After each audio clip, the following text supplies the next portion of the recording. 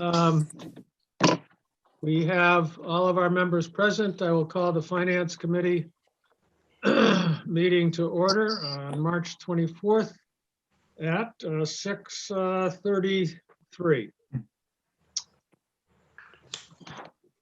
Okay.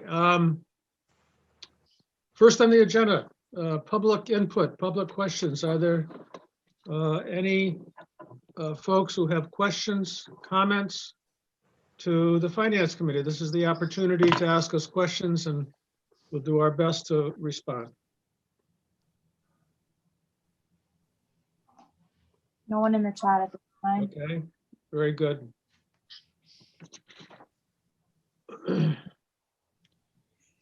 Okay, revenue expenses to date, potential vote of approval on the budget, but we do have a few items that I think we still need to review and discuss. Jamie, how would you like to proceed on that? We have some leftover discussions from the last week, or what's your pleasure? Jim, it's totally up to you. I think we can, I don't know if you want to start with the revenue expenditure sheet that Jackie and I worked on last week and then go through what happened and what we cut. Well, that hasn't changed, right? I mean, we went through that fairly carefully. Yeah. Excuse me. I do think we have a few things that were left over from last week. And I see Erik is joining us this evening. Thank you, Erik, from the Water Department. So we had not finished, we had discussed the Water Department second operator position. We had not come to a conclusion on that position in part of the budget. So I know that we had discussed it. We've gone back and forth. We had discussed possibly, I see Erik here, one of the water commissioners was going possibly join us, but I don't see a water commissioner. Ernest is traveling right now. I talked to him last night. He was going to try and get on, but he didn't believe he was going to be able to. It was a conflict. Okay. If it's okay with the Finance Committee, can we go ahead with the discussion regarding the second operator? Because that was a fairly lengthy discussion, which we didn't arrive at a conclusion on. So Erik, since you're here, thank you. Why don't you just review once again that position and how you see that position going forward? And by the way, I think some of the discussions we've had, Erik, that has left us not being able to make a decision are the reorganization potential of the department, the interface with the DPW, and how that a position would potentially overlap. I'm not clear on it. And the other piece is a retirement that we understand is going to occur in October. So those moving pieces kind of left us to say, how is this all going to fit together and work? So those were some of the, just so you know what we were kind of discussing the other last week. Okay. So the secondary operator position is something that's been open actually since 2017 after John Hughes passed away. He was, for years, he was a secondary operator for the water system. So there was always three people who had licenses. So if one person was to go away, you always had two licensed operators that could run the system, that could respond to calls, cover weekend shifts. I mean, as it is right now, unless I have Lenny cover a weekend shift, I work 7 days a week unless I go away. So I'm there Saturday, I'm there Sunday, I'm there every day. So this person is, somebody who can pick up some of those shifts so that, it can be put across three different people instead of just one person all the time. According to what we need a secondary, we always need to have two operators on staff. with Mass DEP. That's a requirement from them. We've been real inconsistent on we've had a lot of turnover in the DPW. And I've offered, and I know there's one person there that is possibly interested in getting a license. I've given them the materials. I've given them the test information. But it's unreliable to just think that we can use somebody from the DPW who may move on to something else always to backfill that position. I mean, for me, I feel better, and knowing that we always have 2 licensed operators on staff at any time, no matter who may be away. And this is, like I said, this has been something that's been in the works since 2017. We've been waiting for that. We waited last year when our tank jet dropped off to be able to backfill that position without any increase to the water rates. And we're still at that position where we did have to do the increase, but that was due to the indirect costs ask, which we understand. But this position is fully funded, both benefit wise and the salary wise. So I'm if you have any other questions. When you say fully funded, Erik, just quickly, you mean out of the existing water department revenues? Yes. So, I mean, unlike other departments, on the water side, I have to always look at both sides, both what we have coming in and what we are spending. So, I mean, I am always cognizant of what we have coming in and where we are with our budget. When I'm asking for something, it's because I know we need it and I know we can fund it. Okay. Thank you, Erik. Questions, comments from Finance Committee, or any other additional comments from staff? If I may. Susan, yes. Yeah, I think that we really need to do this. Erik obviously needs it. It's not fair or equitable or anything for him having to be there 7 days a week. The water department can fund the position, and I think particularly in light of the fact that the water department is now compensating the town $100,000 to do bookkeeping or whatever. I think it's only fair to do this, and like I keep saying, the water runs and nobody thinks about it. When something happens, you're going to hit crisis mode, and it's going to be a problem. So I would rather not wait for a committee to decide on how they envision the DPW merging with the water department and all of that. That could be a year and a half, 2 years down the line, and I don't think we can wait. Thank you, Susan.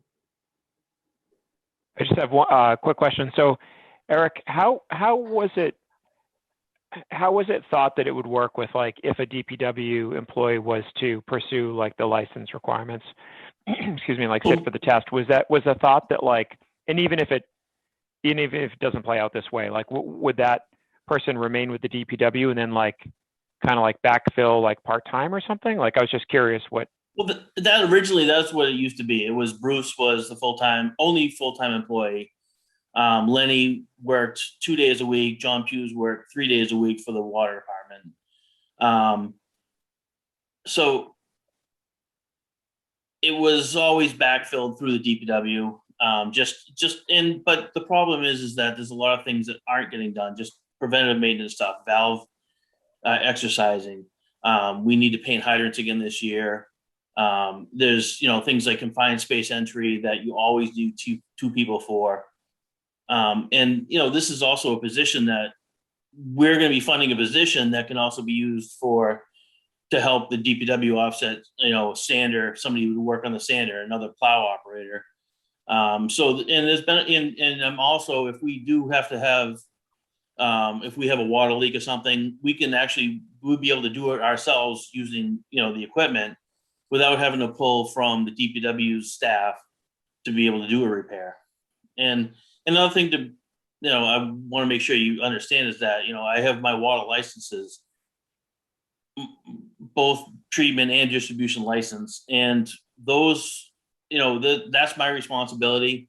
And if we don't have fully staffed, licensed people on staff, if something happens, that's going to come back on me also. Okay, thank you. One other quick question, if I may, the indirect costs. What's the process for value? Does the water department engage with the town on the level of that funding and the kind of the recoup for admin services? Or I know it was established in last year's budget, but is there like a process whereby it gets revisited each? It was so well. So when this first started, we had met with Anthony and Jack, and also Ernest was there, and we were basically told that this is what we've decided it's going to be. I asked for, can we please try to? In most towns, when you have an enterprise fund, they will take and they will look at. You're supposed to do an assessment every year to see if those funds are accurate. Maybe we should be paying more, maybe we should be paying less. But basically we were told that this is what we've decided you're going to pay. So, and I was told that nobody was going to track it on the town side.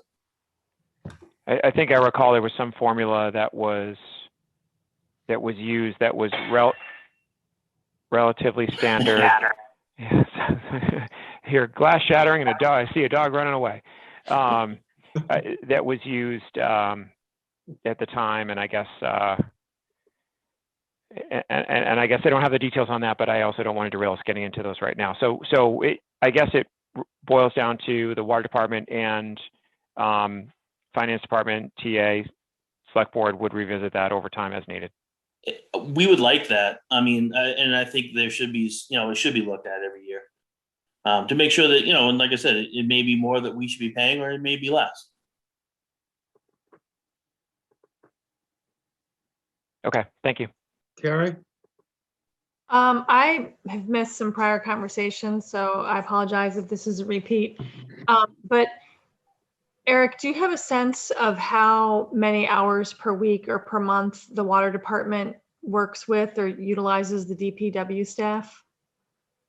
I only use them if we have an emergency situation generally. So it's very rare that we have a water break. So during a year, it may be only a couple days. And that was my next question is, I vaguely am aware of some urgent water situations other than the overall lack of water supply. Could you comment on how often we have urgent or emergent water situations where another person is needed, like the DPW staff? It varies from year to year. We may have 2 or 3 water breaks that we have to address a year, or maybe less. Last year we had, I think, 2 that we had to address. And, and I generally try to address them during working hours. I try to work around what their schedule is also. If it's not a complete, if we have a leak and it can wait for another day, and, and give them time to figure out what they're doing. We work together on all that. And do you think that that having this person in place has a tangible effect or supports our water quality? Is our water quality at risk if we don't have this position? Well, there are maintenance issues. There are, the valve exercising is something that's important, that, you need 2 people on a wrench that you stick down on the street that you have to turn, that, hasn't been turned in 30, 40 years. And, you need, police details for that. You're in the middle of the road. It's not something one person can do. And, as more and more, I have more and more issues on my plate from DEP or EPA regulations with PFAS and everything else. Yeah. I spend more and more time on my computer than I get out into out in the field to do these things. So yes, it's important for us. And then I don't recall this exact discussion, but I think we have touched on, what do other comparable communities do in terms of staffing this kind of water system? So Hamilton has 2 licensed operators for their water treatment plant, and then 2 licensed operators for the distribution system, plus their DPW director is also licensed. So basically, they have 5 licensed operators. They have a backup licensed operator in the cemetery who works for the cemetery department. And I've taught, and I will always throw it out to the guys in the DPW. The more, and we are more than willing to pay for them to get their licenses, because the more people that we have that are licensed on staff, the better. It's just the more we can work together, the better. Mhm. Essex has, I think, 6 or 7 licensed operators. I threw that out there, that I had a 2016 poll I did of all the cities and towns that I gave it out last year. I can redistribute it again this year. I vaguely remember it. I remember that the result was basically Wenham is lower staffed than other towns that are comparable. Yeah. But I was just confirming that because I just don't remember the numbers, and that's what I had recalled. So thank you for reminding me about that. And as we've been going back and forth on this position, in my mind, I was thinking it's reasonable to postpone some of these salaried positions until we can get the compensation and class study done, as well as the merger. But do you feel like that was it 62,000 or 63.5, whatever the number was? 66. I think it was less than that. It's based on on the DPW side, what the truck driver would get paid, and and obviously this position, they would be starting at the minimum of all that. So you don't foresee any change one direction or another of significance with like a compensation and class study? No, and and a lot of that's also up to the union to decide how they want to address all these things too, and come to the town with what they feel is fair too. Mhm. It's outside of the regular study that we usually do for non-union employees. Mhm. Okay, thank you for answering all those questions. You're welcome. Thank you, Carrie.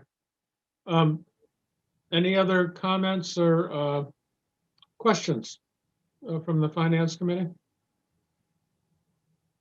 David, don't. Erik, I did have one.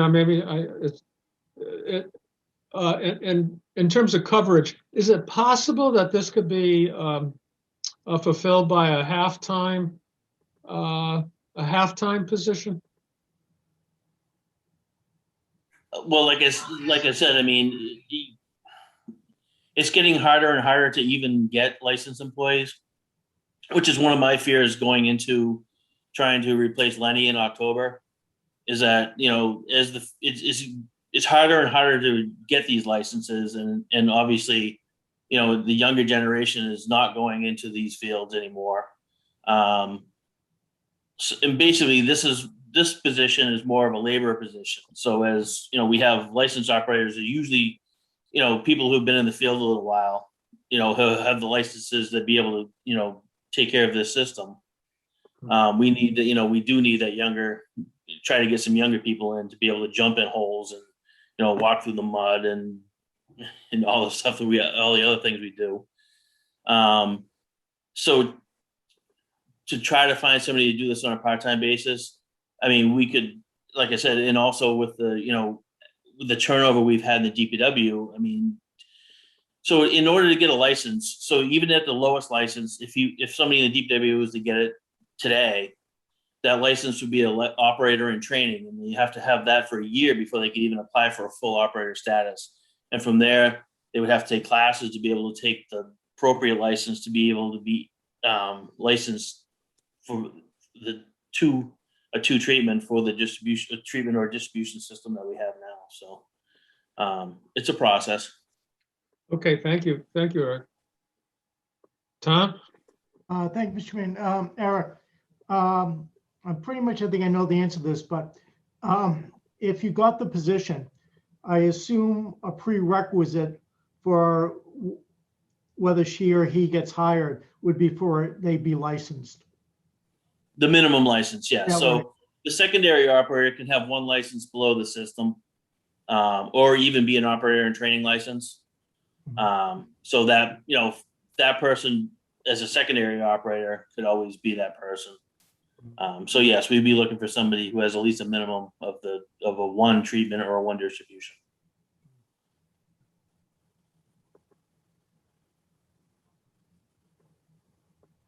Okay, any other discussion regarding this position? David?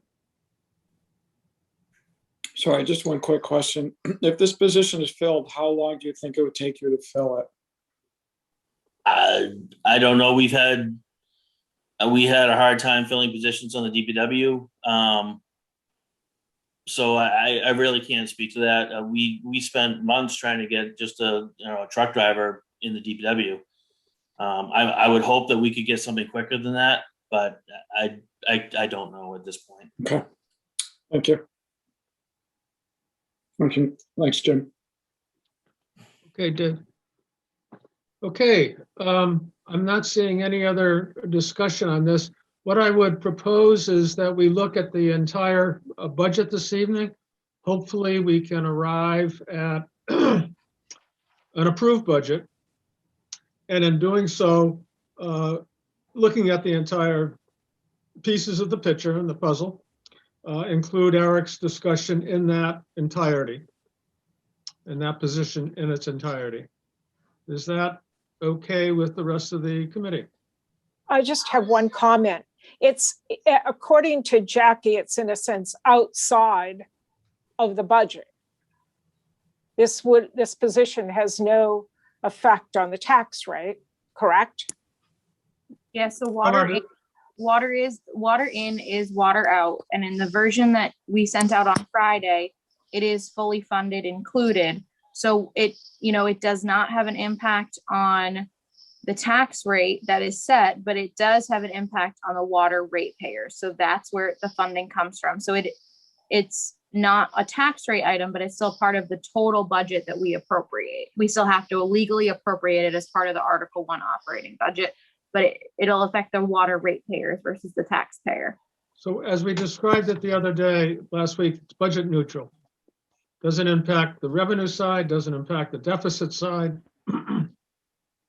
Well, but that's by what you just said, Jackie, will this impact the water rates in any way? No, so we did the water rate upgrade last year. Right. So Erik's current assumptions for water revenue allow for this. He is projecting revenue that allows for this position to be funded through the current rate paying structure. Okay.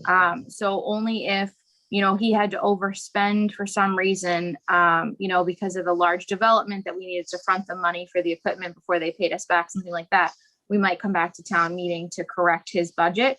But for the most part, he's been very successful, at least since I've been here, of projecting revenue accurately for the water department. Erik, can you speak? I don't think we've ever had a shortfall on the water end. We never have. We've always, we've had 20, 30, sometimes even more go into our surplus every year. So, and, we're proud of that fact that we've been able to, keep our rates low and also have a surplus. So. Does this impact the reserve account in any way for future capital infrastructure needs? No. No. Okay, thank you. Erik, just curious, since you're here, did the work take place for the communications upgrade? Bids are coming in on April 1st. And part of, we put a clause in that bid that everything had to be completed by June 30th. So we've actually had a few inquiries on it. So, and our projected cost is actually going to be quite a bit less than we originally anticipated. So I'm looking forward to that. And so just on that, are you confident that work can be done in that time frame? We're actually making that a requirement of the bid that is completed by June 30th. Gotcha. And if it comes in under the budgeted amount, remind me, does that go to water surplus or back to town? That money will actually go back to our capital account. It'll backfill into our capital account. Right, of course. Yep. Okay, thank you. Okay, so back to Susan's kind of, not question, but statement that it is part of Article 1. It is budget neutral, I guess is the one way to describe this. Doesn't affect the deficit. 66,000 comes, 66,000 goes out in terms of revenue. How would you like to proceed? Would you, it really, I think you're correct, Susan. It doesn't really impact on the overall budget All right. of what we're discussing last week with what's in the budget, what's out of the budget. Yes, this is in the budget, but it's in some ways separate from the operating budget.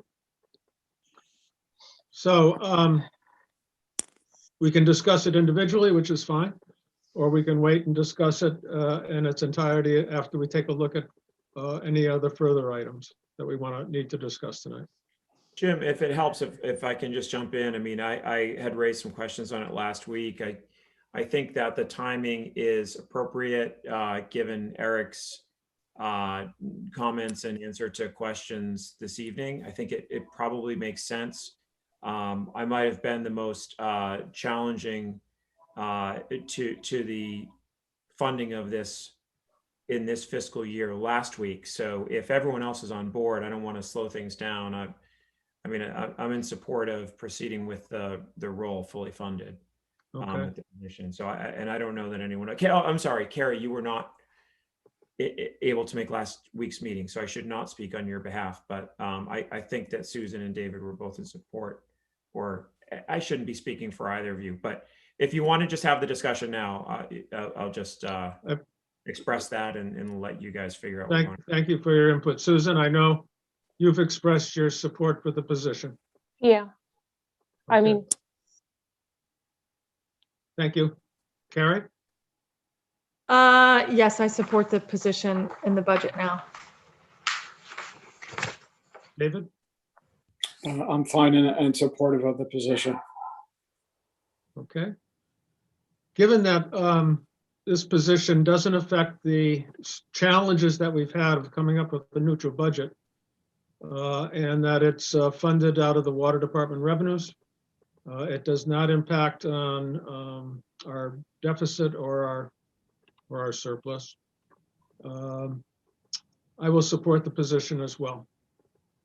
So, Erik, that will be included in Jackie, Article 1. Article 1, as opposed to Article 2. It's not a capital, it's part of the operating expenses of running the water department, which is included in Article 1. Okay. Thank you. Thank you for your presentation, Erik. It was very helpful. Thank you, guys. Thanks, Eric. Thank you, Erik. thank you, Jim. Good luck in the recruitment process, by the way. Yeah. Oh, believe me, I'm not looking forward to it. I hope it goes well. Thank you. Okay, we have another small request, I guess, or change. And that is, I sent out a note to folks the other day around tree replacement. And a request from myself, Gary and I had a chat about this. Originally, as I think everyone noted, it was tree replacement for $5,000. That was incorrect. But I think there has been the anticipation, or the expectation, I should say, that there was tree replacement money in the budget. And so what I was suggesting for consideration was a small amount of money to be put into a tree replacement account to support the intent of the original Dodge family contribution of $5,000, that the town would assist and add to that tree replacement account.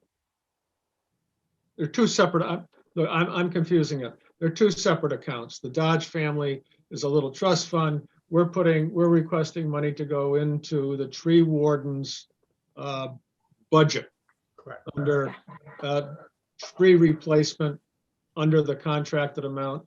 Jackie has indicated to me that I was suggesting transferring a small amount of money, $1,500 or $2,000, somewhere in that range, from the contracted amount. And Jackie informed me that that budget is used up to the last dollar almost every year in terms of emergencies and tree removal.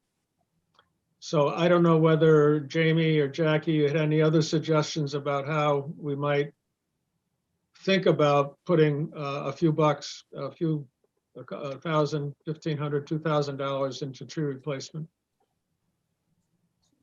Carrie?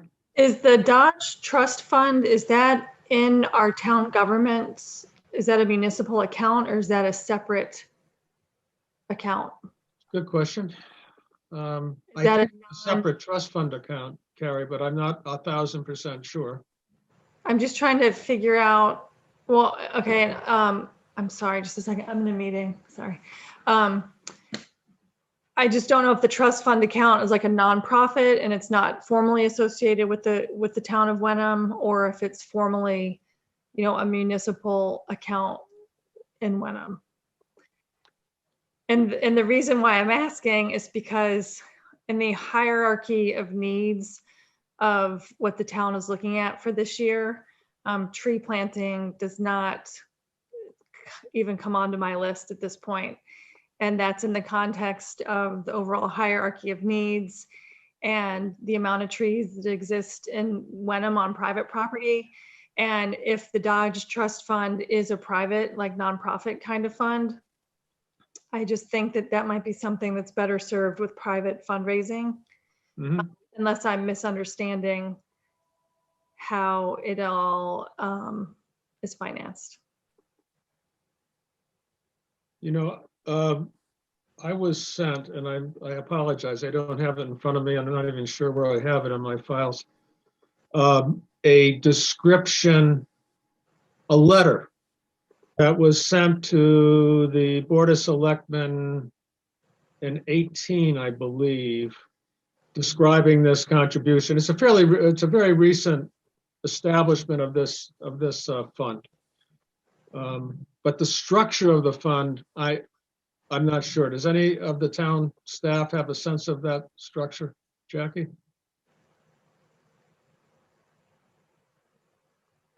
Jamie, you go. You unmuted first. Sorry. No, it's okay. Go ahead. Go ahead. It's considered a gift account, so people can make donations to the town. The select board can accept those gifts, and then the select board can choose to like vote out of that gift account to expend. Similar way to how we function with like how we functioned the 375th money. Like people made gifts to the town. It was a gift account. The select board had to formally accept it at a meeting.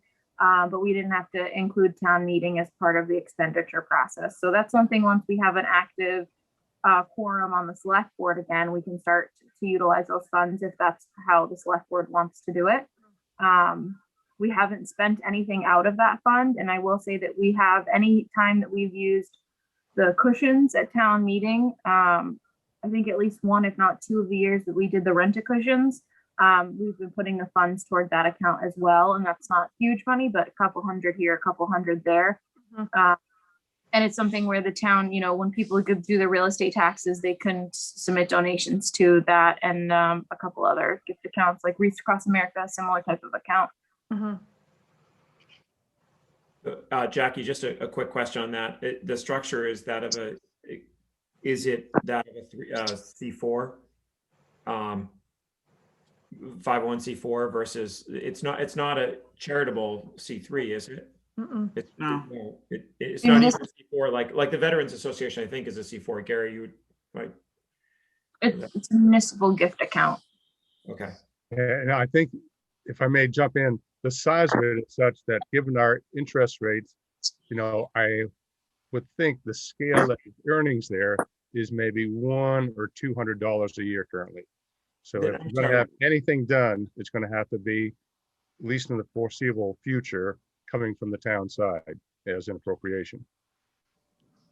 And just in terms of like function, a couple questions. If it is a municipal gift account, if then the town buys trees, are there some kinds of municipal procurement or purchasing rules that require us to buy at a certain rate, which is higher than if they were the trees themselves were donated to the town? Do you know what I mean? Like I had do you know what I mean? Yeah, can I clarify your question, Carrie? Yes. Do you have a clarifying question, or do you want me to say it again? So I think, so we would actually use municipal procurement to get like quotes on trees. I like to get good trees that are a good price for the tree. And the tree warden would work to do that. He's a trained arborist and would help select the right type of tree for the right location. You know, all of that good arborist parts of that. The only time that we would pay an increase is if like we were hiring the person to plant the tree and we'd have to pay like prevailing wage to plant the tree, but we would plant the trees likely in-house with DPW. So I would say I wouldn't expect us to, you know, pay more than a person buying a tree off the street, so to speak. Okay. And we may, if we're going to do any kind of bulk purchasing, you know, we might get a better price. You know, it's kind of, you'd want to get quotes on what's on the market right now. And I'm not going to speak about which kind of trees and how. I'm glad I'm not an arborist. It's not my forte. Jackie, come on. I'm kidding. But yeah, so that's how we've bought trees in the past since I've been here. It would just be that this would be a different funding source than in a town meeting appropriation. We would just have, it would be at the jurisdiction of the select board that they want to, like, you know, there's a particular tree that's come down that they want to replace, and, you know, we would fund it from there. Yeah, so I guess the bottom line is I'm not going to vote no, but I just feel like since it is a municipal donation account and there are a lot of kind of environmental and land conservation and land use interests in Wenham, you know, in my mind, I was thinking in light of how, you know, things that aren't being funded because of we're trying to get a balanced budget, you know, is it possible somehow for someone somewhere to do some kind of fundraising for this donation account, like more so than the green seats that get $600 or $700. That would be, Carrie, that would be on the private side. The town could not, you Well, know, we fundraised in the past for it when we rented green seats and then just solicited donations. Like I wrote a check for $100 when we zeroed out the tree budget 2 or 3 years ago. Just it goes to the municipal donation account, or like we rented these green cushy seats. So, you know, those were things that we did locally. And I think one year we got like $800 for it. So in my mind, it just seems like, is there a way to extend this into the community even more so than the green seats and get more than $800 from people privately making donations to the municipal donation account? Things we're not funding this year. But anyway, I don't have to belabor it anymore. Those are just my thoughts. We're never going to get real money into a municipal donation account, right? There has to be a partnership with a C3 that can garner the charitable contributions. And I would think of like the Hamilton Wenham Garden Club, right? So similar to planting a tree, they did that incredible garden in Pingree Park there. It's beautiful, and that's a C3, so donors could sponsor elements of that garden. And I would think that they might potentially, an organization such as the Hamilton Wenham Garden Club with a vested interest in obviously plantings of all sorts, might be one that someone could partner with from the town side, like on behalf of the Dodge Fund, and solicit contributions, which would be much more meaningful as a C3 for charitable deduction purposes. That's where the money comes into play. So then residents can, you know, subject to tax laws, write off those contributions, right? They can use their donor advised fund. And that's where kind of more meaningful money comes into play. And then the garden club can take a cut or play a role, whatever. Like that can all be figured out. But I would kind of support that. I just, in general categorical budgeting terms, this has for many years, it always surfaces, we're not doing any tree planting. We're a town of residents that love trees. Obviously, we've got more dead ones along the side of the road that are both, you know, an eyesore and a risk, and that's not our fault, then we can afford to take care of, right? I mean, they're tagged trees that should come down that we can't afford to take down because we exhaust that money like that. And we would like to have some of that money be used for plantings, but we can't. So that the token feels like it would just be kind of immaterial, not to sound defeatist, but it wouldn't even make a difference. And I almost wonder if if we're going to continuously aspire to have plantings where we can't afford it, we should split it up so that we either fund or don't take some money from the tree removal and move it and allocate it only towards funding, and essentially tie our own hands, towards planting. Basically force upon, the operations of the town, the need to plant through an obligation in the way it's appropriated. Like, here's money separately for planting, here's money for taking down dead trees. I don't know how else it would happen otherwise, but in the big picture, it's not a lot of money, but it just feels like a tack on in some ways when we all want to do a lot more than we're able to. I don't know, mixed on it, I guess. Okay, thank you, Alex. Any other comments?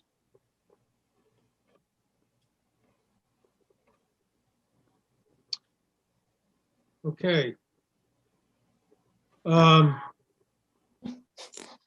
What I'm hearing is not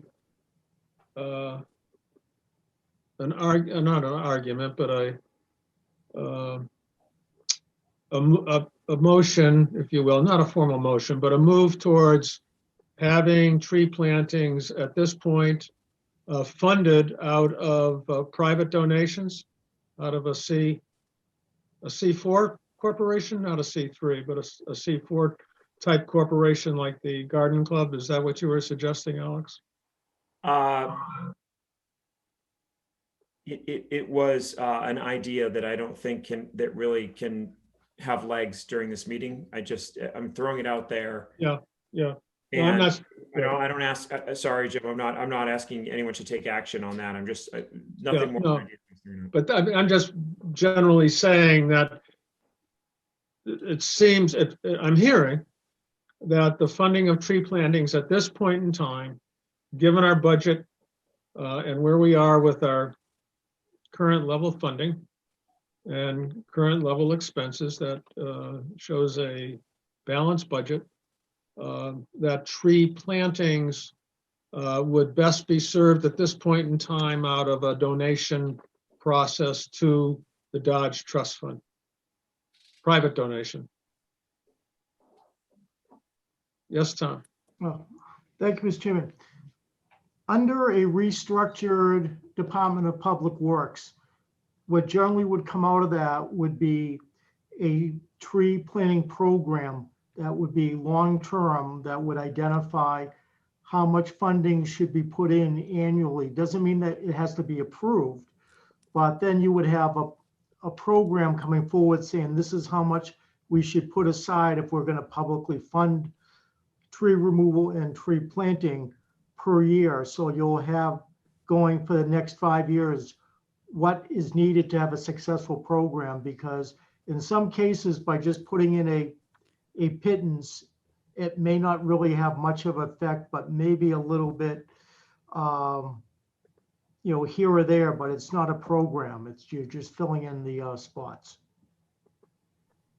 May I ask how much money has been expended from the Dodge Trust Fund toward the planting of trees out of that fund? I don't have the exact numbers. Susan, check it. You don't have anything, do you? Yeah, I don't have the exact numbers, but I can send that to everyone I after. mean, so money has been expended? Yeah, no. Has it, Jackie? I think we've done maybe a tree or two, Yeah. if any. I don't think there's been much done. I don't personally, with the exception of maybe when we were doing the Albee Dodge Memorial, Gary, maybe you recall if we planted any trees at Iron Rail as part of the Albee Dodge Memorial a few years ago. I think that's separate, because I think the original donation was 5,000, if I'm correct. There's That's been right. several hundred since. So I don't think anything's been expended, because, on $5,000, you're making $75 of expendable interest per year.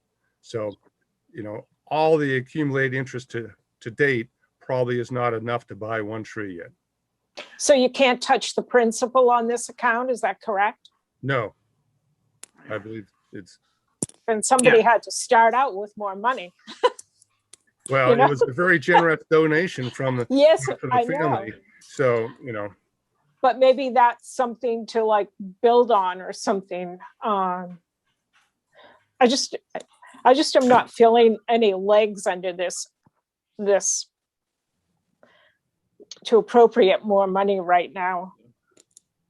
It seems to me that the way to approach this in the future is to think about it as it was in the original budget, I guess, of here we have money for tree removal, contracted services, and here's a little pot of money for tree replacement going forward. Jim, if I may, another that we could be thinking about this, because I think trees come up and they often come up every year as we're kind of trying to get to a balanced budget, at least since I've been working on the budget in Wenham.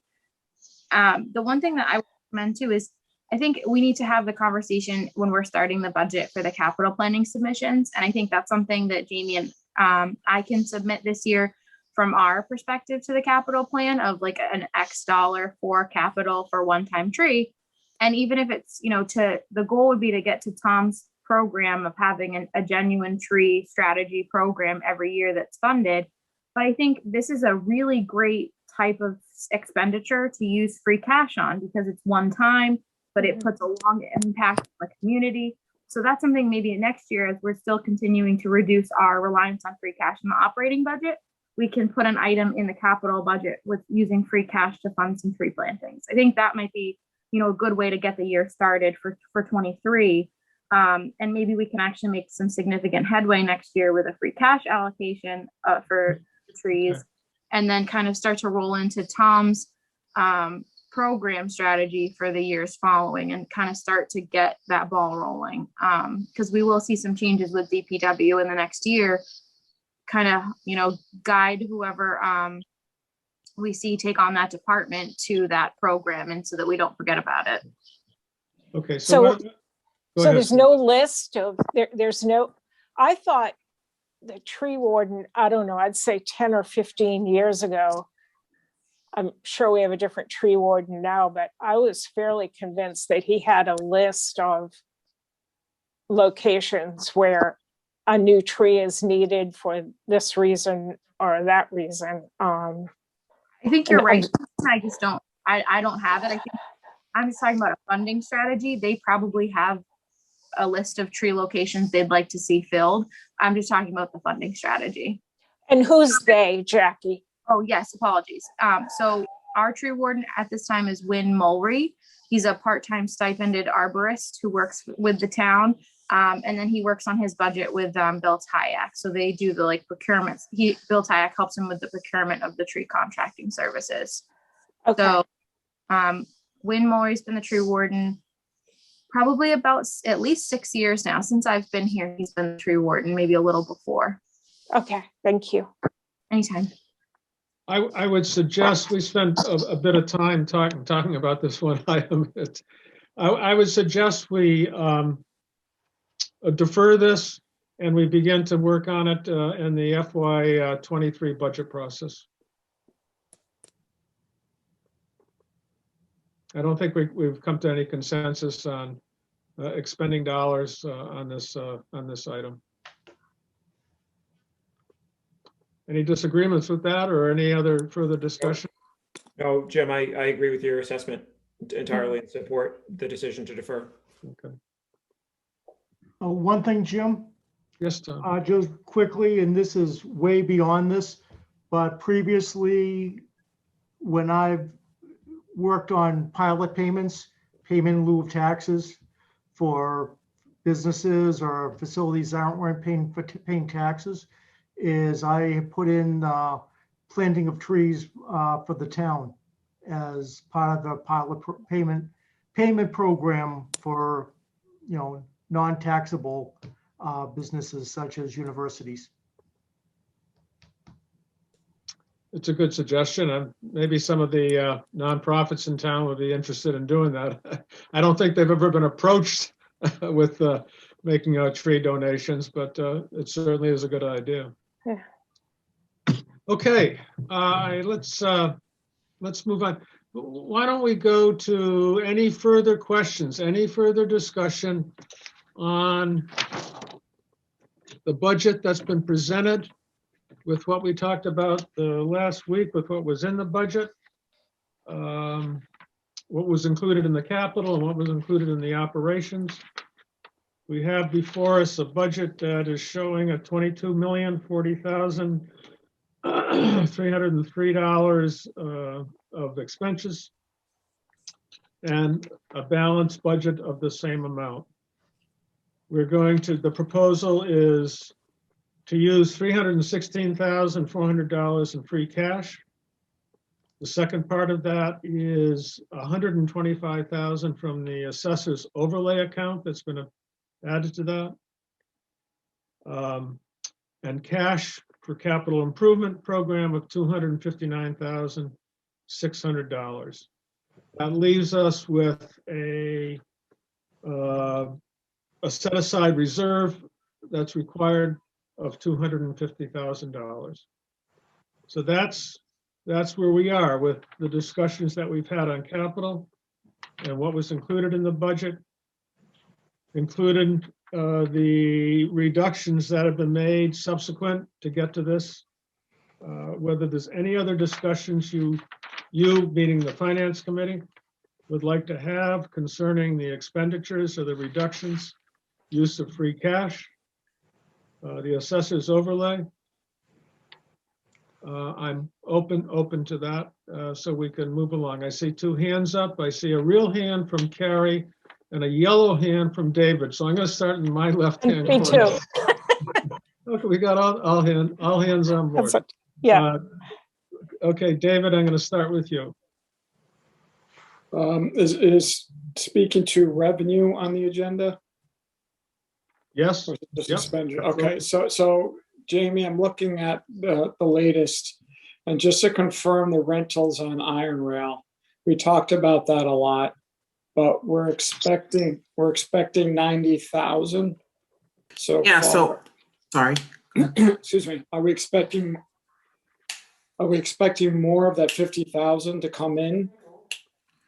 Yeah, so we had this, Jackie, myself, and Tom had this discussion a lot. We talked about Iron Rail, and based on Tom's conversation with Iron Rail and how it's been going lately, we decided that it was safe to put it up to 50,000. Tom, I don't know if you want to speak more to that.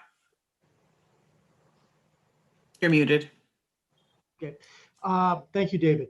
Yeah. Based on their current payments that they're paying us, they are paying in excess of 90,000 annually. We basically have the two is highest paying are not paying the full amount, but even that amount is still greater than the 90,000 that we're receiving. There is, depending upon how it comes in regarding the federal stimulus bill, what comes to cities and towns, based on what you can utilize to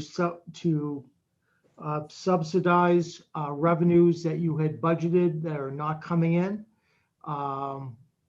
And that, if that may be able to cover what's beyond the 90,000, but we are taking in currently greater than the 90,000, but that is to be on the safe side. Okay, so is there plans to collect the back rent from them? There's plans, but I'd rather not discuss them publicly. Okay. Because it involves some legal matters. Understood. So I'll go to my next question then, which is a different question. So according to the latest, we'll call it stimulus bill, Wenham is supposed to receive 1.5 million, give or take, of that. Do we know if there's stipulations attached to that, similar to the last CARES Act, like only for COVID? Or do we know we have more discretion? There are there's actually two funding. You're right, correct, David, for the total amount. Yeah. There's two groups. One is a group that actually, I don't have it in front of me, that goes directly to the community.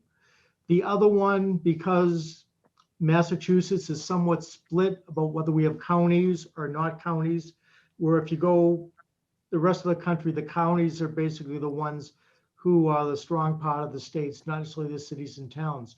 So the money that would have been going to Essex County, Middlesex County that are no longer in existence will be going to the state, and the state will distribute that to the towns for those places that have the counties that have been eliminated.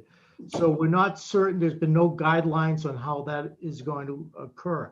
The 4 categories, I believe, and Jackie, jump in if I say anything misleading or wrong in this.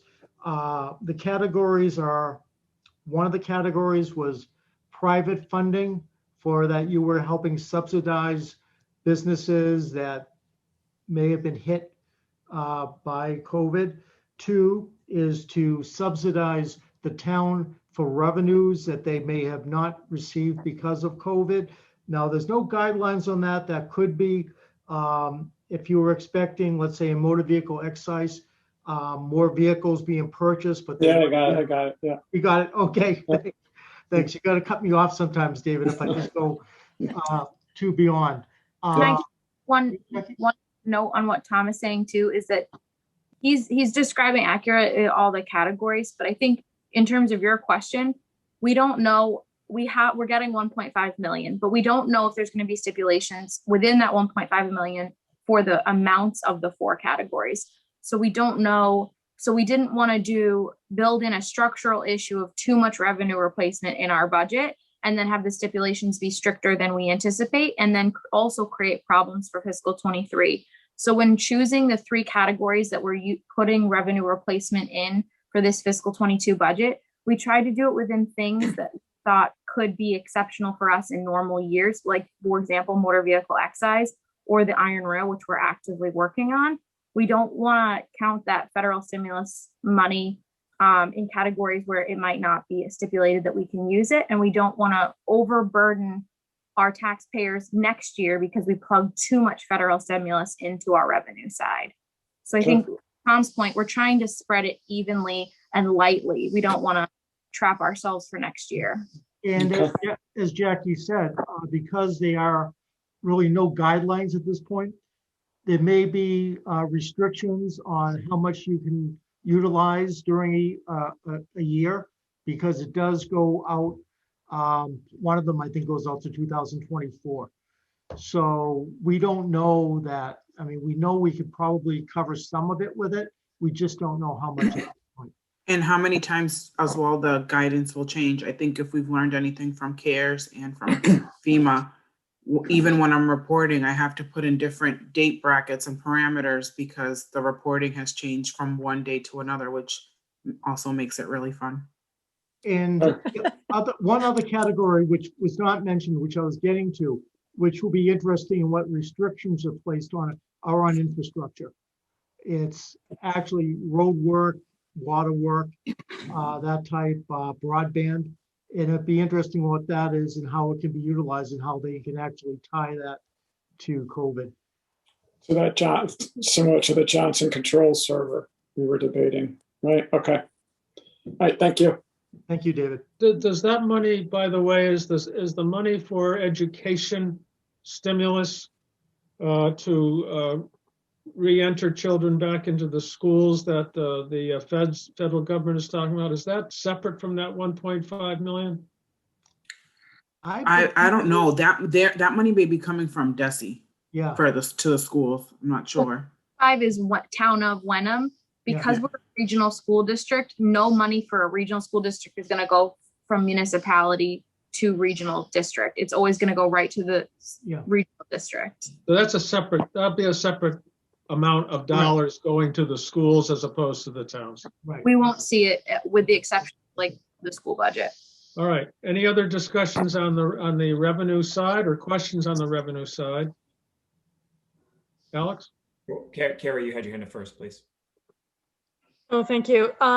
So on the 125,000 transfer from the overlay, there's a notation in the memo about the March 23rd assessors meeting.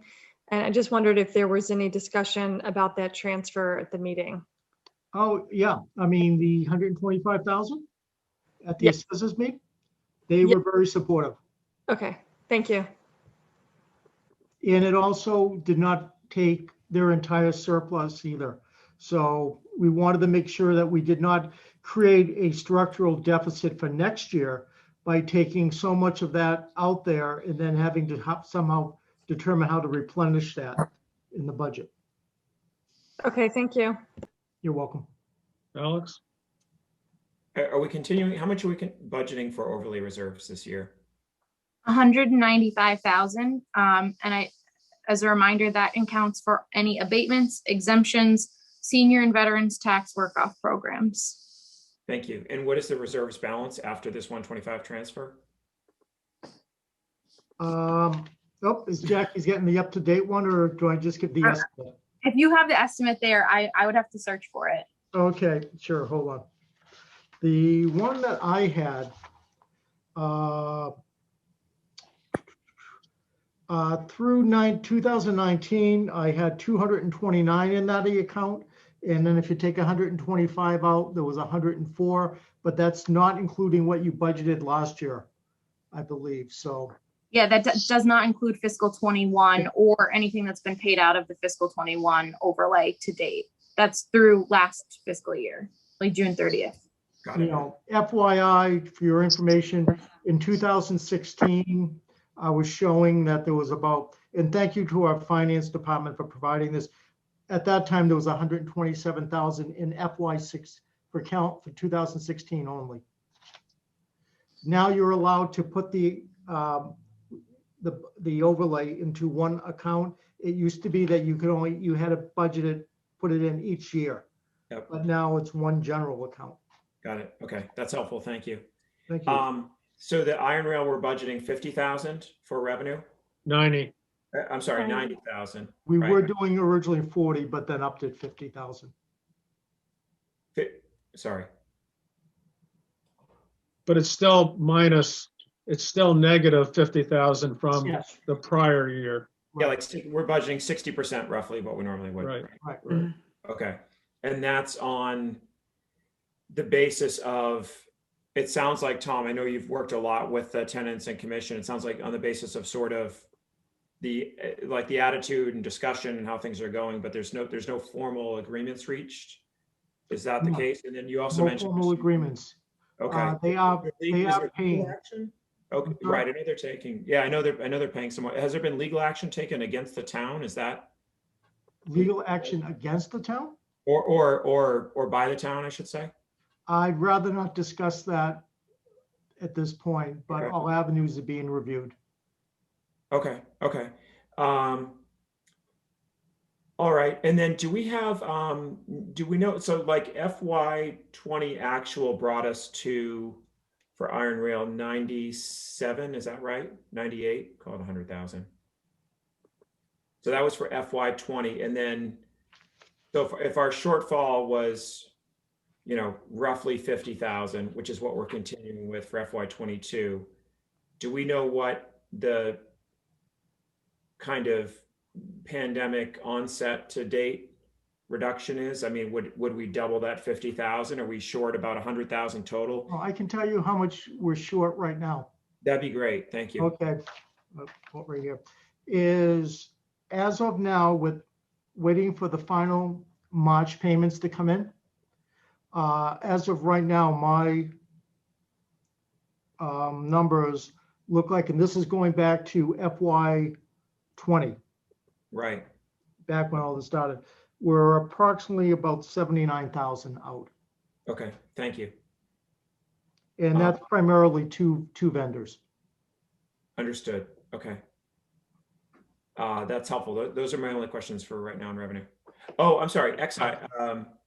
Yeah, excise taxes are remaining, they're ticking up a little bit to 585 from 525 and remain well below FY20 voted and actual. Yep. Yeah, I think that's pretty conservative. I think that's prudent. Okay, no, I don't have any other questions. Thank you. Any other questions on revenue? Susan, did you have a question on revenue? No, I have a question on expenditures, but I'm Okay, fine on let's revenue. let's just stay with the revenue for a second. Carrie?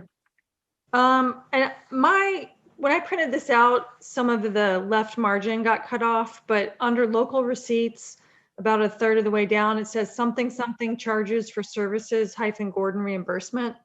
What's the first word on that? Other charges for service, Gordon reimbursement.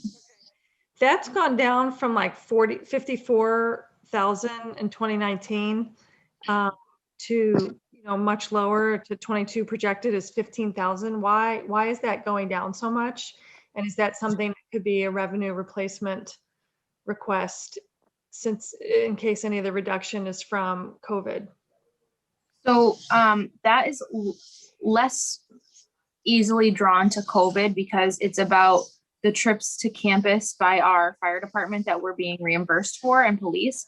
So even still now there's students back on college campus at Gordon, but it's still less. So it just is a real invariable. We don't know what the fall is going to look like for them, if they're going to be more fully returned, with the variant.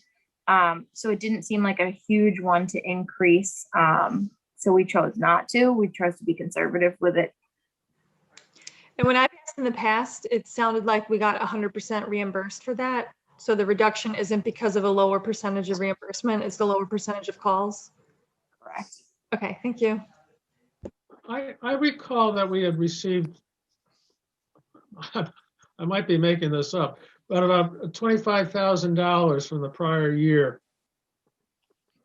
from FY21 in terms of reimbursements from Gordon. That's the number we voted for 21, Jim. Yeah. 25. Voted is 15. But I had a higher number in my mind also. But that's voted versus actuals. So voted was 15, but I think the chief was on one night and we were talking about that with the chief and Jeff Baxter. And I thought that they were billing, they had a bill going out for 25. Jamie, do you remember that at all? I remember that, yeah, and Yeah, I me too. apologize. I can't remember. So much has happened between then and now that I can't remember exactly what it was for, but it was either 22 or 25 that one of them mentioned. Yeah. I think it was Jeff. Well, we don't, the 15 is very conservative, I think. So we're probably safe with that number by not over anticipating what it could be, but I think there's an opportunity there for a few more dollars of revenue. Well, if I remember the conversation correctly, I think it was a 22 to 25, but it was something specific to this year. I don't think it was a continuous thing. I thought it was calls. I thought it was calls responded to. Jim, I'm checking my notes from my conversation with them as liaison. They do get money for inspections of the buildings and fire alarm testings. And Oh, yeah. so it'd be a stretch to say maybe they're doing less testing since no one's there. But that's the other part of the revenue. There are less, I'm sure there's less calls and less building inspections. And I will say too, last summer, while we saw them at the reduced state restricted levels, there was still camps on campus at Gordon.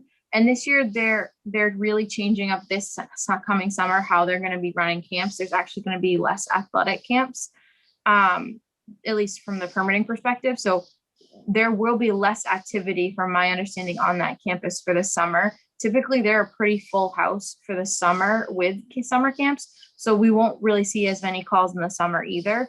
And we don't know too, we didn't know if they were going to come back for the spring semester. We didn't know at what level, that was a decision that colleges across New England were making.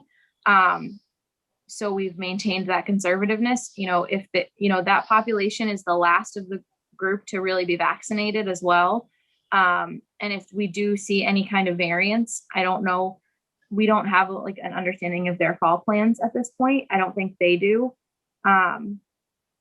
Okay, well, let's keep, I would suggest we keep the number at 15,000. There's an opportunity there possibly for some more revenue, but I think it's prudent to keep it at that lower number. Any other revenue?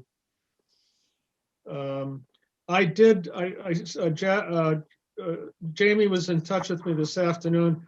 I suggested just a brief discussion on the library, the special assessments discussion that we've had. It was a little bit complicated whether we wanted to go over that a little bit in terms of how that's changed. Yeah, I would appreciate that. Okay. Jamie, do you want me to start? Because it starts with last. Jamie, Say that Jackie, again. I'm sorry, Jackie, say that one more time. Did you want me to start with the part about from last year that's carried forward? Yeah. So to start with the special assessments, so the first thing that is an automatic decrease to special assessments in terms of volume is that last year, as you might recall, with the library roof, we were billing Hamilton for their $61,000 for the library roof and the library server. So we had $93,000 in library capital, of which about 61 and change had to be returned to the town. The accountant at the time built it into the library's assessment. Capital is typically not built into the assessment. And so it was billed to Hamilton in that way instead of as a separate invoice for capital. So from last year to this year, there's an immediate $61,000 decrease because we're not going to be funding the capital that way with Hamilton this year. That was not billed as it should have been. So that's the first $61,000 that we determined working back and forth with Hamilton in the library assessment for this year. And then the second piece from last year to this year is actually with my department because we're anticipating the change over from inspectional services from Wenham to Hamilton.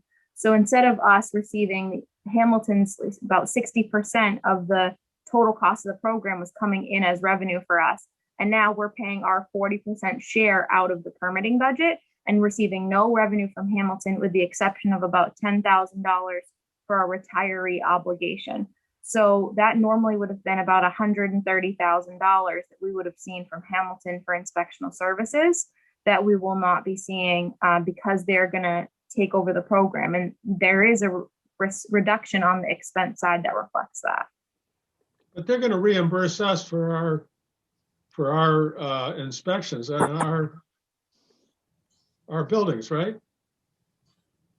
What do you mean by our buildings, Jim? Let me see if I understand this. So we aren't going to get any revenue back from inspectional services for the buildings that are in the community? No, that's for like, you mean like on the permitting end? I guess, yeah, from the permitting, which is Yeah, from the permitting. we'll still take in our receivables from permitting. We're not receiving the assessment permitting money from Hamilton for their share of the salaries and expense for the inspectors. So last year we were the lead, so Okay, they got paid it, got us. it. This I got year it. it's flipping. I'm sorry, I got it, yeah, Okay. thank you. If I may just quickly, so of that 222,000, you said 60 was due to the former capital, the way that the capital was against the operating assessment basically, and shouldn't have been. So that was a, not according to best practice or whatever. Probably not in breach of any law, but wasn't the way. Not good. Right, not good.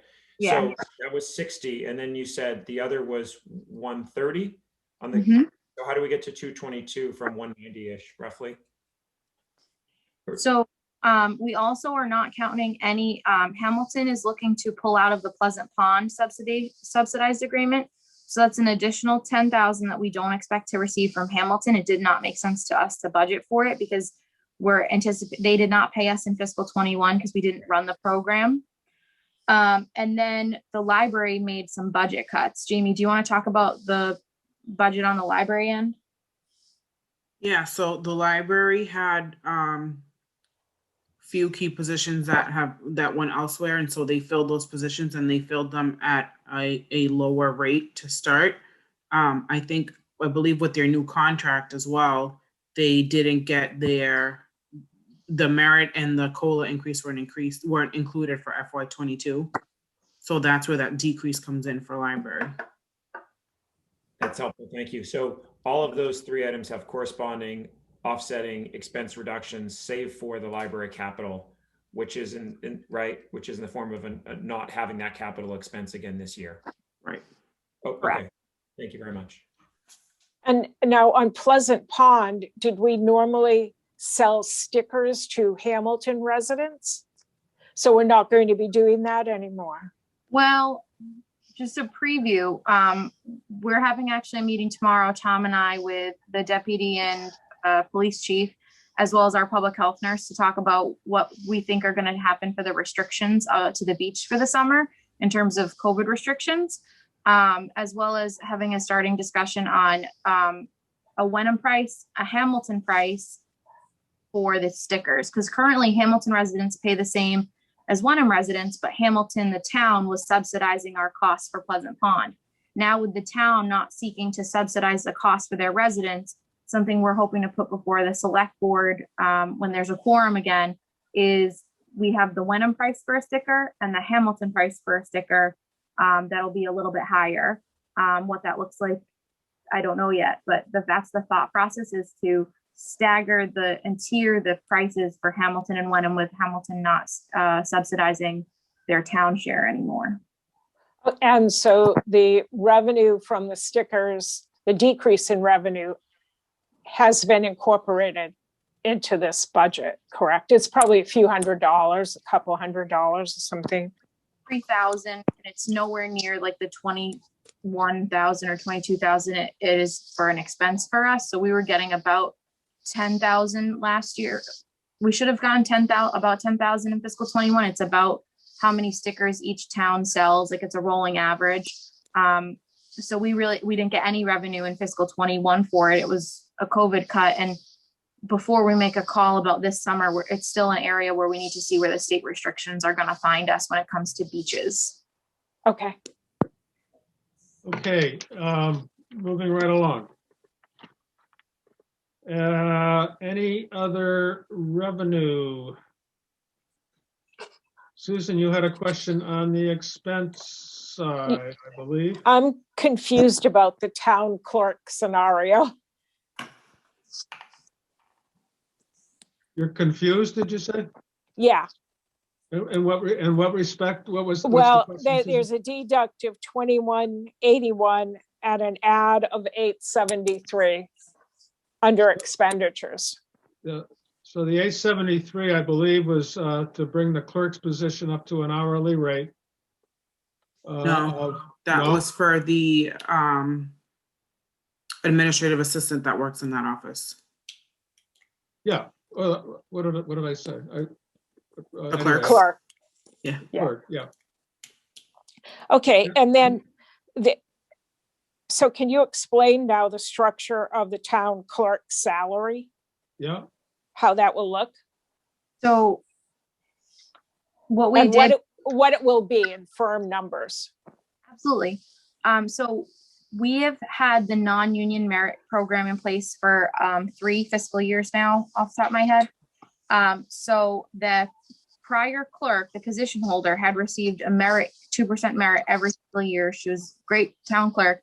So we had spoken with Gary and the FinCom had also mentioned seeing a reduction in that salary line, because we kept the COLAs in, but we've reduced it by some of the merit increase that the prior employee receiving, kind of bringing it back down to like a hiring rate, like we do with positions. You don't just hire the next person based on the rate that the person that you're having leave is leaving, because you have all of their merit pay as well as the COLAs integrated.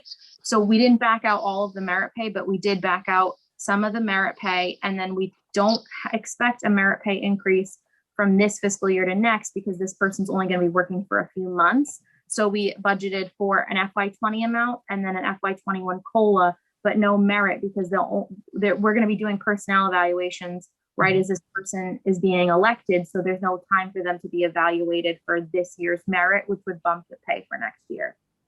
Okay, so what are you calculating for the pay for that person from April 8th or wherever they would take the position through June 30th? And what would be the salary July 1st on? Yep. So we're looking at a 66,000 and change annual salary for fiscal 21, and then 69,000 and change for fiscal 22. And that's based on hourly rates. I can grab the hourly rates. Hold on just a sec.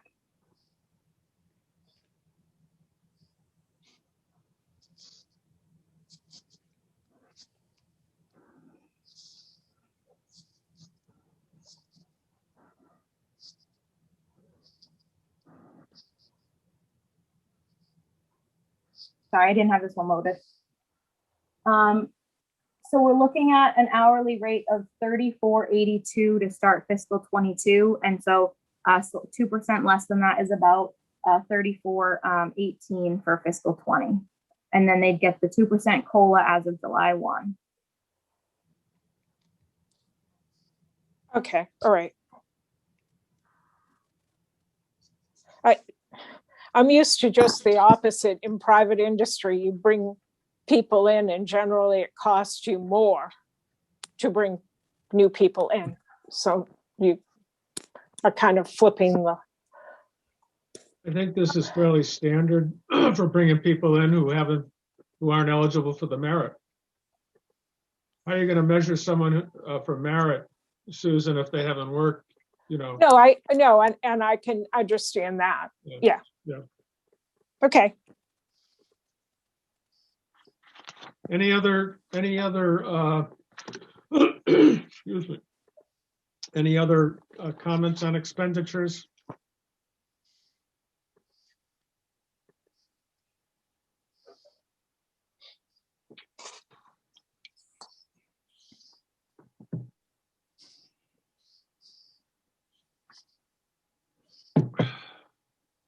So the permitting department, a reduction of 50,229, but that's not addressed in the special assessments. So that is what we're seeing. So we used to fund on the expense side the full permitting budget for expense and salary for the inspectors, and Hamilton would pay us their fair share for that. So now we're paying Hamilton. So we're only paying our 40% of the total department instead of having to budget for the total department and money coming in from Hamilton. Gotcha. It's really the transfer process from permitting from Wenham to Hamilton that is driving those variances and changes, Susan. Okay, thank you. Yeah.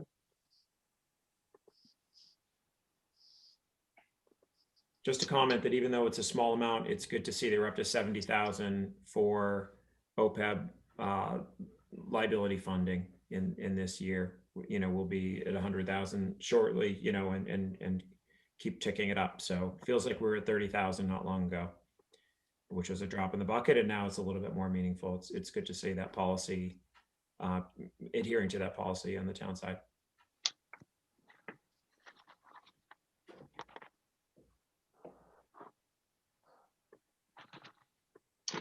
Okay, any other comments on the budget as it stands? Carrie, none?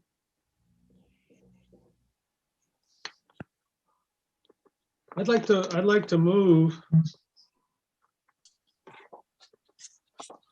make a motion to accept the operating budget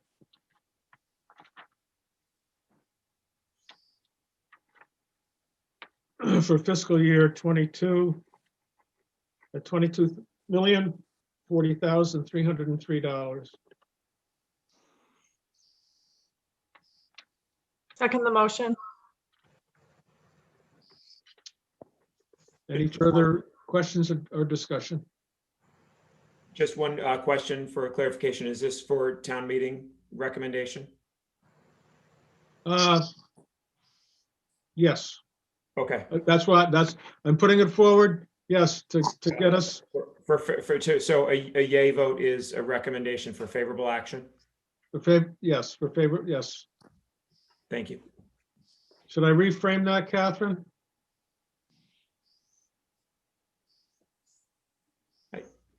Should I be more clear in the motion? Catherine, we're not hearing you. I see you unmuted, but we can't hear you if you're speaking.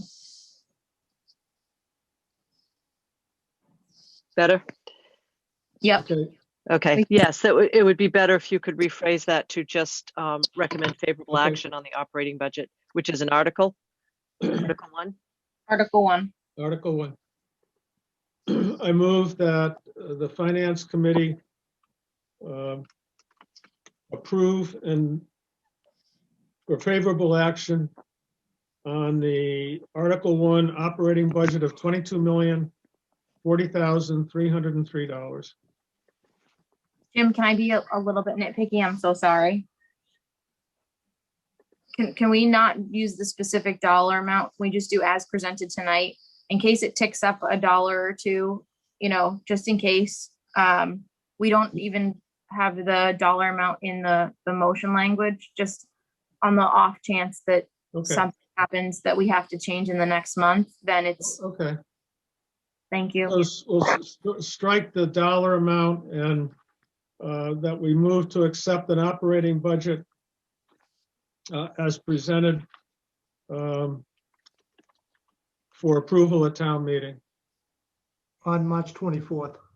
Oh, no, don't even put that date in. I'm sorry. You're fine, Jim. Is that okay? That's fine. Someday we'll. Someday. That gets very specific, but there's a reason that don't put the date. Okay. Second the motion. Motion's been made. Motion's been. We're really good at this. The motion's been made. Do I hear a second on the motion as I reframed it? Second, Jim. Okay, the motion's been made and seconded. Any further discussion? Hearing none. All those in favor of the motion? Alex, yeah. Aye, Alex. Hi, Carrie. Aye, Carrie. Hi, David. Aye, David. Hi, Susan. Aye, Susan. Aye, Jim. Motion's made and carried. So we have a budget we're going to move forward with at town meeting with some possible changes going forward as they come about in the next 6 or 8 weeks.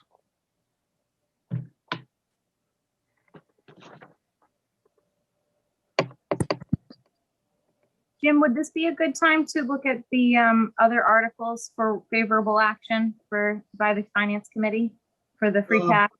We have one other article here. We transfer from water reserve for sick time buyback obligation. Yeah, we want to do that tonight as well, but we also wanted your recommendation next on the free cash article that balances this budget. We've just That would seen. make, yep, that would make a lot of sense since it's part of the whole package here. That's Article 2, correct? It is. Mr. Chairman, I have a question, Jim, Yes, Dave. and I guess for Jackie too. The Wenham capital plan is part of this article, correct or not correct? So halfway correct. So any capital that is considered annual leases, debt payments are in the article. Yeah. Approved. And then we are also looking at if you look at the memo from Friday and the section that's entitled Capital Improvement Program, that's the article of one-time capital items we're looking to fund through free cash as Article 3. Okay, got it. Thank you. Thanks, Jim. Okay. Who would like to move the use of free cash for one-time? This is for one-time capital improvement, right, Jackie? Use of free cash for one-time capital improvement of $259,600. Anyone want to move a motion on that?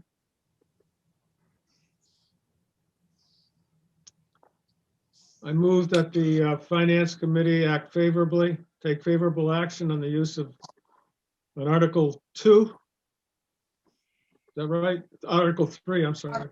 Article 3 for the use of 250, now we can use specific numbers here, is that correct? Yes, please. That's going to stay stable. Yes, please. Okay, to expend $259,600 of free cash to fund one-time capital improvement for the capital improvement program. I'll second. Made and seconded. Questions, comments? Jim, do you want to identify that it's the projects at the listed amount as presented in the memo from March 19th? Sure. Okay. Should I list those in the motion? Is that what you suggest? Or just reference them on the memo, either or. Can I just ask a question quickly? Under the library roof, it's got subtract the allocation by both towns from last year, $75. Is that right? 75K, meaning 75. This has $75. Yeah, there's a typo. That's a typo. So how do we fix it if we're referencing, sorry, Susan, I'm probably. No, go ahead. What you're thinking. If we're referencing the memo, do we have an issue because of the typo? Because it says $75? We're just referencing the project title and dollar amount. That's all we need for the town meeting motion. The commentary was just commentary. And it'll be fixed for the commentary for the warrant book. Okay. We're just looking for you to approve, police rifles at 2,600, police cruiser 42,000. Just that level of specificity is needed for the motion from town council. It does say, beside library roof, it does say 75,000. I see where you're talking about, Susan. It says $75, but does have the 75,000 right at the onset. Now I've lost where we are with the motion, quite frankly. Sorry. Good catch, Susan. Thank you. Sorry. Catherine, can you read what you have for the motion, please? Certainly.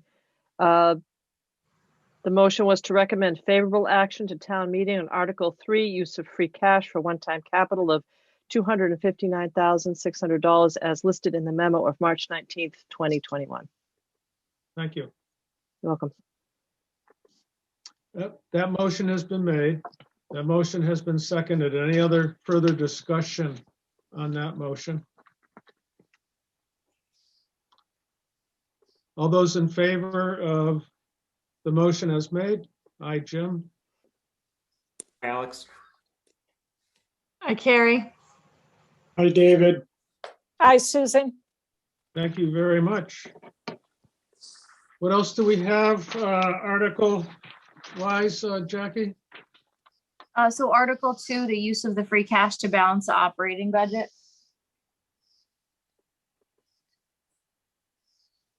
At the amount of $316,400.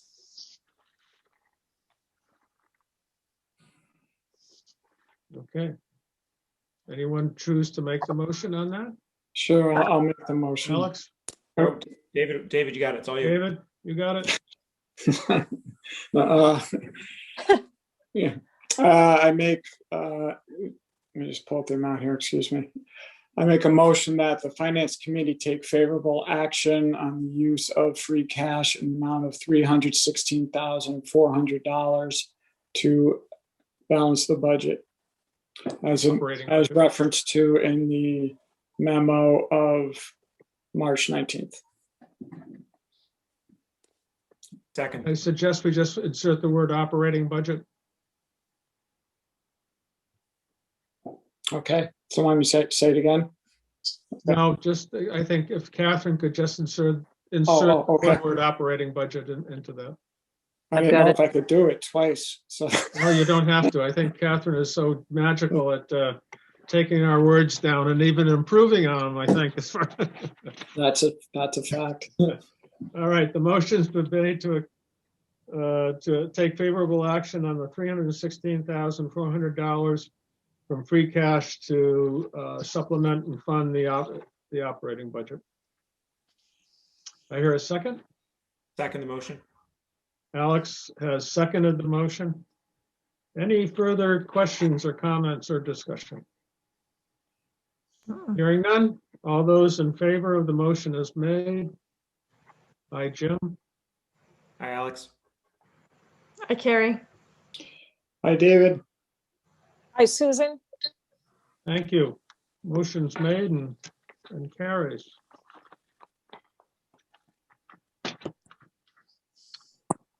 Is, Jackie, any other articles that we need to, I see the water fund, Jim, transfer of water reserves from sick time pay on the agenda.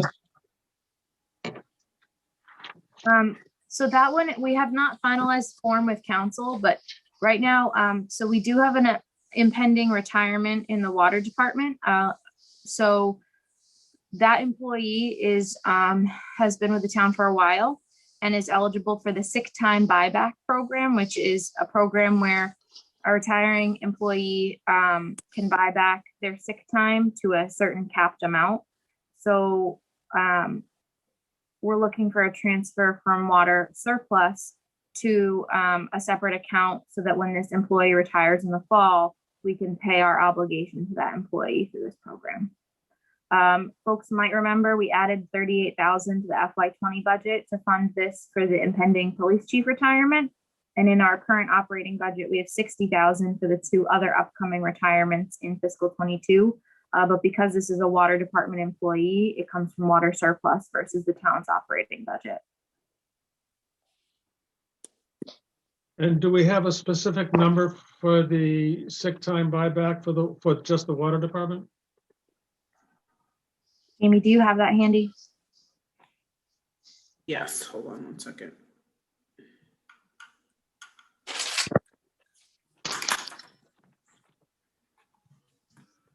Sorry, give me 2 seconds. I think I have 16,000 in my notebook. I just don't want to be wrong. No, it just under 15. 14,625.32. What was that to date as of March calculation? Yeah, that was as of March, and so it may be a little bit more. So I don't. Please want to say approximately 15,000? I think No, we may, because I think it's going to be more because it has to. It's up until his ending date.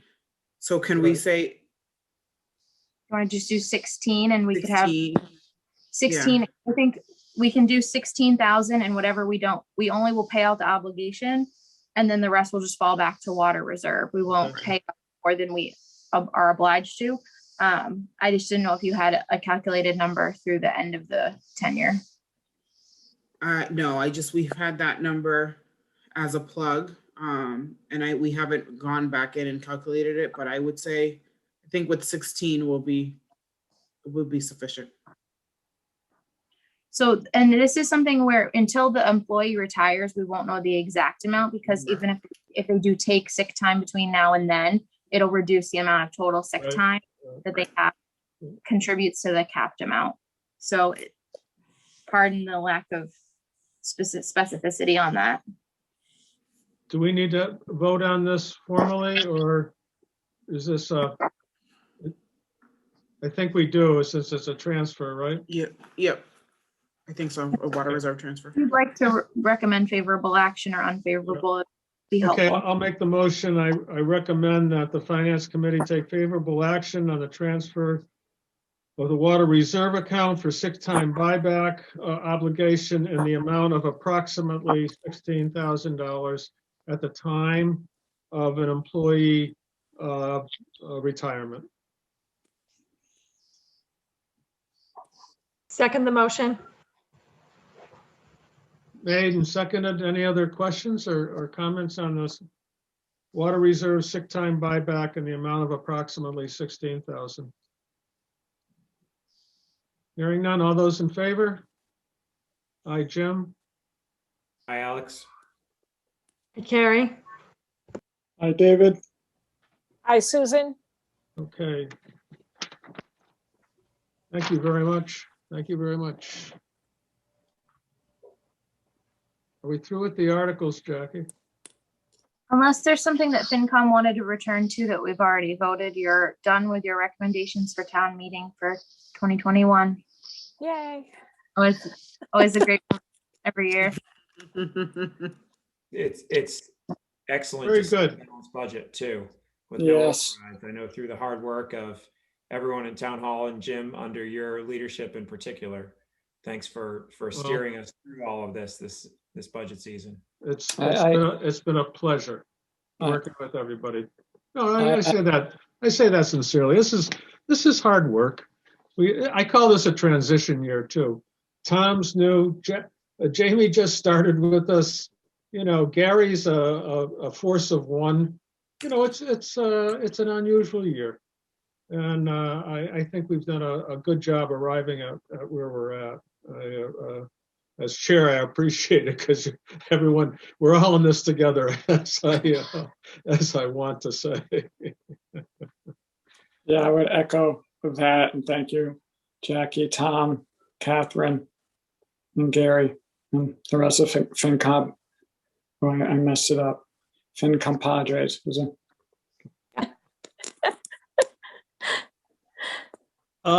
In terms of the agenda, excuse me, I see that we have minutes from March 10th.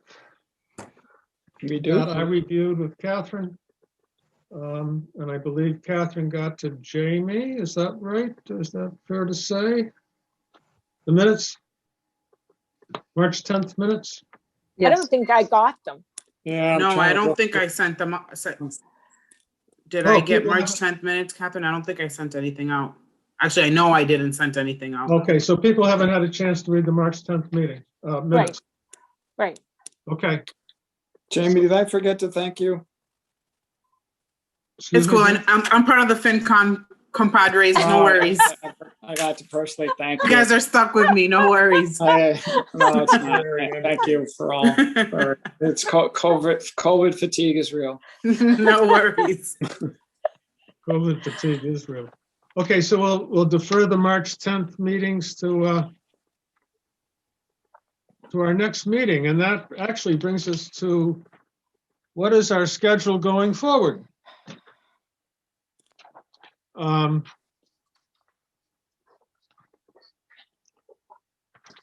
Let's see.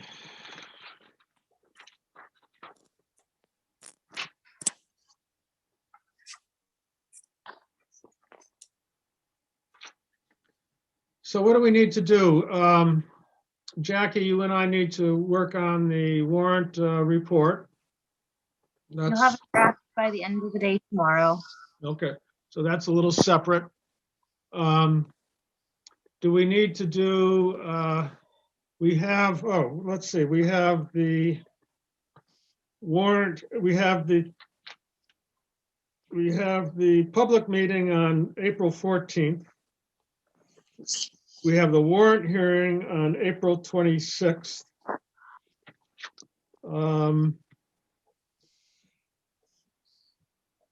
Do we, let's see, March 24th. Do we need to meet on the 7th to review for the public meeting? The structure of that meeting, how we're going to present the materials, that kind of a discussion. Do we just run through the warrant articles? And I don't want to have that discussion now necessarily. I'm just saying, should we meet on the 7th, the week before the public hearing? The other option is I could meet with Jamie and Jackie and Tom and go over the public hearing, and Gary. Gary, are you at that meeting typically? On the warrant, the Board of Selectmen is at that meeting as well. Yes. And do we review all, is it just the finance articles that we're reviewing, or all of the articles? I think we'll do all the articles that are available. Okay, so Jim, can I add, I'm sorry, can I just clarify? Are you talking about the budget forum or the warrant hearing? I'm talking about the FinCom public hearing, The budget forum the budget form, public hearing. versus the warrant hearing. No, I just want to make sure I'm understanding. Yeah. Yeah, so I'm talking now about the FinCom public hearing. In on that the case, 14th. no, that's strictly yours and your Okay. articles, right? The And warrant. the- Yeah, hearing just the will cover budget everything. articles. And the warrant hearing is on the 26th, which is both all the articles. It's like, yeah, our public dress rehearsal, so to speak. Yeah. For meeting. So for the public hearing on finance, we just run through the finance articles, right? It was So- the dry run of the budget presentation too, Jim, that you give at town meeting. The overview Okay. Alex has given in prior years as chair. So that's typically the first run at that presentation as well. Okay. Alex is nodding, thrilled that he doesn't have to do it anymore, I would imagine. Well, actually, that'll press me to get my remarks in order with the highlights of the budget, for that. So we don't have to meet on the 7th. I will do this work with Jackie and Jamie and Tom, and then we'll go forward that evening, and it'll roll forward. Everyone will be present to respond to questions or make comments on the budget as we go through the finance pieces of the warrant. Dave? Yeah, Jim. Oh, sorry, go ahead. I just had a quick question. Are we under the big top tent again for the town meeting? We are. Okay. That was it. Thank you. Jim, Okay. Let's hope the weather cooperates. I'm not sure who was asking the question. Carrie? it's Carrie. I was just going to say, Jim, if we're not going to meet, which is fine. Feel free to reach out if you want any support working on the slides or the presentation in advance of the budget forum. Okay, thank you. And I was just going to say similarly, if subject Jim and Carrie to your discretion, if you want to dole out pieces of it, Mhm. Via email to all of us, I think we could probably adequately prepare for, delivering some remarks as needed on certain articles or portions of them. So Okay, you guys, lead us through the ring, and if you want us to, I guess, be prepared to present on anything specifically other than just chime in and answer questions and the like, feel free. Jim, to Alex's point too, this is a great opportunity because typically FinCom, usually Alex and I work together to assign all the FinCom members articles to present on.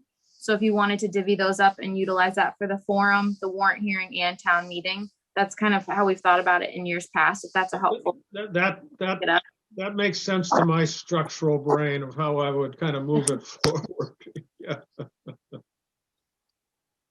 Yeah, so however you want to break it up.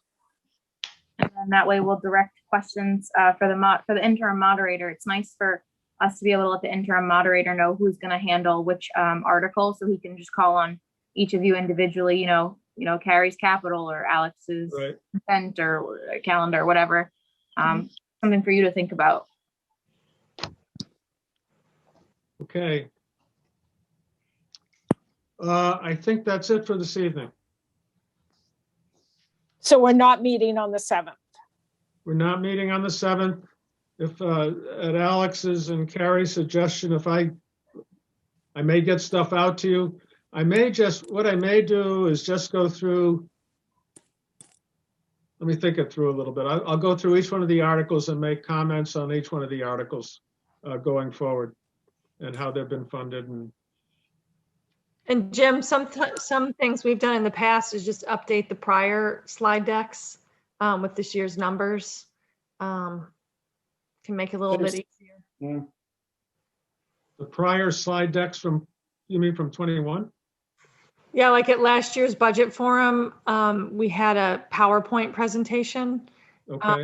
And so sometimes you can just input new numbers. Yeah, that would be a way to do it too. Was that done? I can't recall. Was that done article by article, or was there an overview first, or I can't recall. It's kind of both, like an Article 1. It would kind of be a broad stroke overview. Yeah. And in Article 1, we would do the bulk of the operating budget. And then the other articles after that, as I recall. Do we have those, Jackie? Do you have those slides or? Yeah, I'll send them to you and Jamie so you guys can can utilize them, because I know like Alex has put input on them, so has Carrie. I think David has put input. If you want to, you can pull in Susan at some point on some articles. It's the same one. I think it's like 3 years now strong. So it's got some good charts and graphs with some historic data that just can get added. Yeah, Okay, so I'll send that to you tonight. okay, Is this- that'll be great. We can just update those and use as our roadmap as we move along. Yeah. Okay. Susan, I were think you? Susan had a question. Yeah, is this generally, I'm not familiar with this. This is, we didn't do this. Is this generally well attended? Yeah. Some years we've gotten like 35 people. Many YouTube views. Yeah, a lot of YouTube views. And there was a time, Alex, I was there and I was there. I don't remember if someone else was, maybe Jim was. We were at the COA and we got a huge crowd in person one year. Yes, Oh, okay. yes, that's very, Yeah, that's a very This good is point. the Yeah. third year or fourth year we've done it, because we're just trying to, again, be transparent and give opportunity for the town to get up to speed.